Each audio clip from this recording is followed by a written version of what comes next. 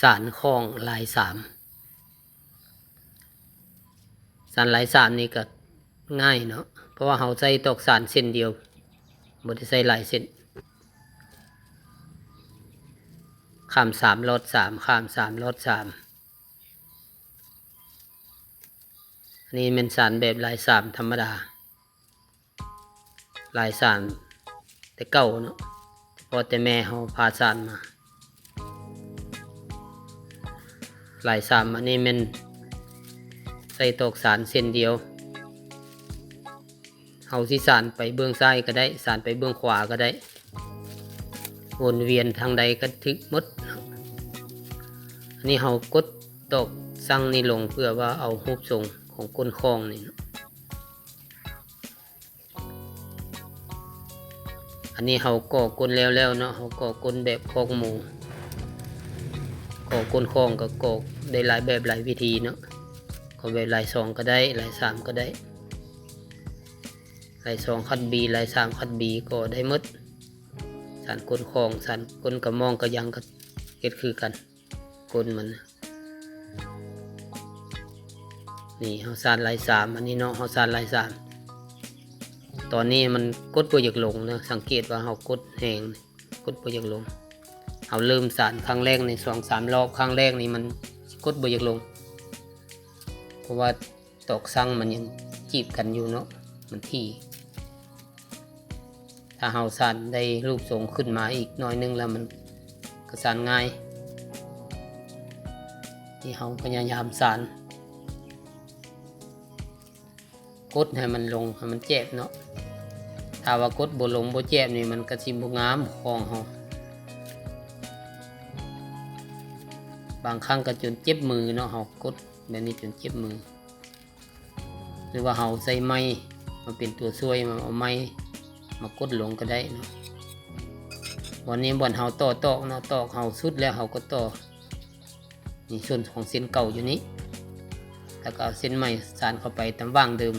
ลายสามเนาะเข้าไปตามว่างเดิมของปลายเส้นเก่านั้นเอาให้มันประกบกัน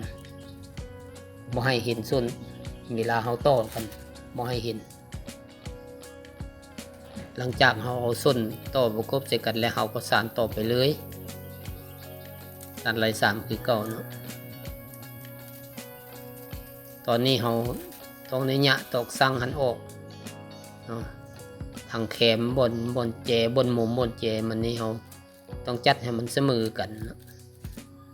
นี่เฮาสานขึ้นมาได้ประมาณนี้ก็ถือว่าเฮาสานง่าย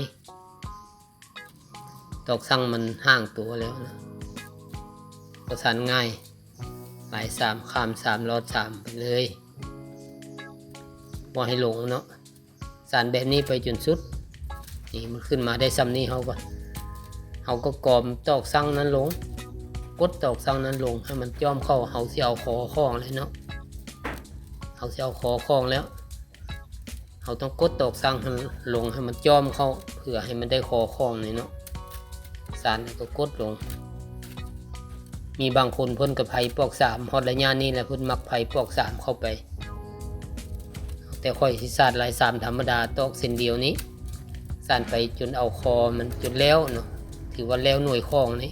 เป็นสานลายเดียวนี้เลยใส่ตอกสานเส้นเดียวนี้เลย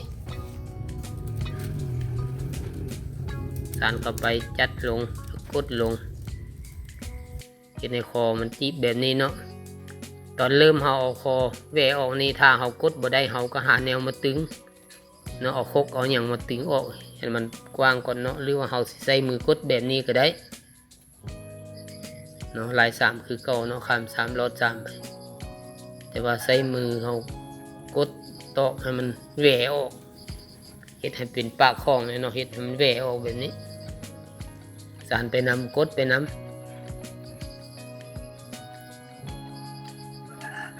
สานเข้าไปจัดลงแล้วก็เอามือกดแบบนี้เนาะให้มันเส้นตอกให้แหวออกให้มันได้ปากคล้องแหวออกแบบนี้เอามือกดตอกสั่งนั้นแหวออกมาแล้วก็สานไป อันนี้เราจะสังเกตเห็นตอกสั่งเรานี่มันบ่เท่ากันมีเส้นสั้นเส้นยาวเนาะเพราะว่าตอกนี่เป็นตอกหลายป้องใส่ไม้ซอดอันสานเนาะเพื่อจะพอนี่ก็ใส่ไม้ซอด2-3 ลำหมดแล้วเนาะ3 ลำ 4 ลำลำน้อยก็หลายลำลำใหญ่ก็บ่หลายลำปานใดนี่แล้วเราก็มาม้วนท้ายบัดนี้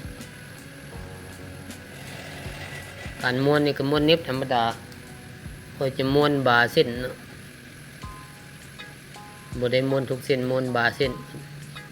แบบนี้ก็ได้คือกันเนาะมันก็อยู่ตัวคือกันเพราะว่าเรายังจะได้ขอบปะคองอีกเท่านึงการม้วนเราต้องได้บิดตอกเนาะเราต้องใส่น้ำอย่าลืมใส่น้ำให้ตอกมันอ่อนอันนี้เป็นตอกติวทั้งหมดพี่น้องทั้งตอกสารกับตอกติวทั้งหมดตอกสั่งกับตอกติวทั้งหมดเราใส่น้ำแล้วเราบิดง่ายเนาะบิดรอดเส้นนึงแล้วก็ข้าม2 เส้นเอาไปเนี่ยใครชิม้วนแบบใดก็ได้เนาะวิธีการของไฟของมันม้วนเน็บธรรมดาม้วนเน็บเข้าไปแบบนี้บิดตอกนั้นลงมารอดเส้นนึงแล้วก็ข้าม2 เส้นใครจะเอารอดนึงข้ามนึงก็ได้เนาะแล้วแต่การม้วนเข้าไป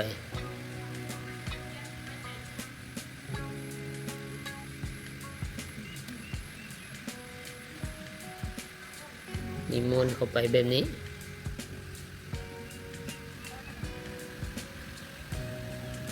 เราต้องใส่น้ำให้มันอ่อนถ้าเราม้วนไประยะหนึ่งแล้วมันแห้งแล้วเราก็ฉีดน้ำใส่อีกม้วนไปแบบนี้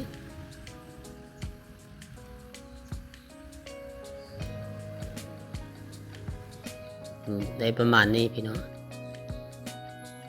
แล้วเราก็ตัดออก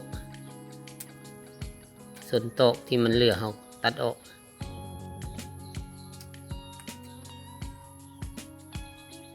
อันนี้เป็นข้องปานกลางเนาะ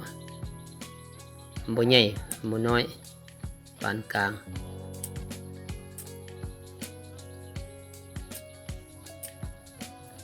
ตัดส่วนตอกออกแบบนี้หมายความว่าสำเร็จแล้วการสาน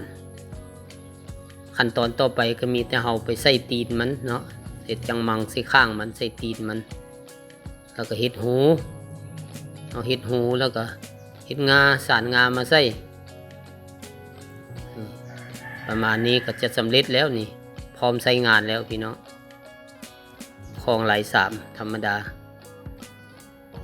หลายขั้นตอนเพื่อจะได้ใส่เนาะเฮ็ดหูเฮ็ดตีนสานงาเนาะเพื่อจะแล้ว